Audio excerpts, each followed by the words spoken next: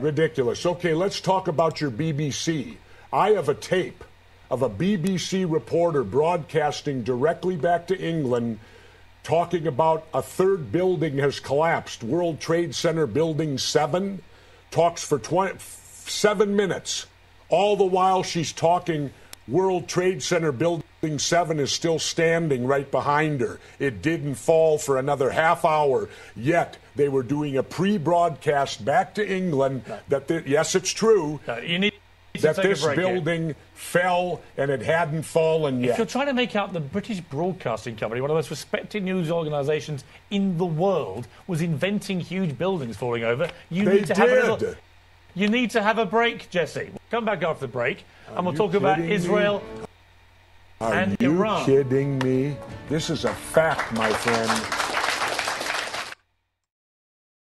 More on the latest building collapse in New York. You might have heard a few moments ago I was talking about the Salomon Brothers building collapsing. And indeed it has. Apparently that's only a few hundred yards away from where the World Trade Center towers were. And it seems that this was not a result of a new attack. It was because the building had been weakened during this morning's attacks. We'll probably find out more now about that from our correspondent Jane Stanley. Jane, what more can you tell us about the Salomon Brothers building and its collapse?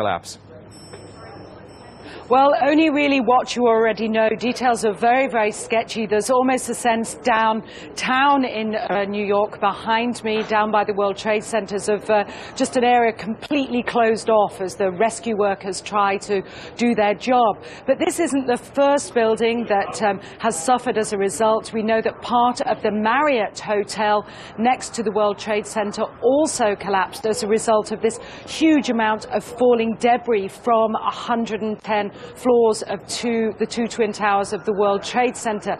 As you can see behind me, the Trade Center appears to be still burning. We see these huge clouds of smoke and ash, and we know that behind that there's an empty piece of what was a very familiar New York skyline, a symbol of the financial prosperity of this city, but completely disappeared now, and New York is still unable to take on board what has happened to them today. Presumably there were very few people in the Salomon building when it collapsed. I mean, there were, I suppose, fears of possible further collapses around the area. That's what you would hope, because this whole downtown area behind me has been completely sealed off and evacuated, apart from the emergency workers. That was done by the... Jane, I think many of us, when we heard the news, perhaps on the radio earlier today, were completely flabbergasted by it and just couldn't comprehend it. I mean, it almost sounded too far-fetched. I was wondering what it's felt like for you being in Manhattan.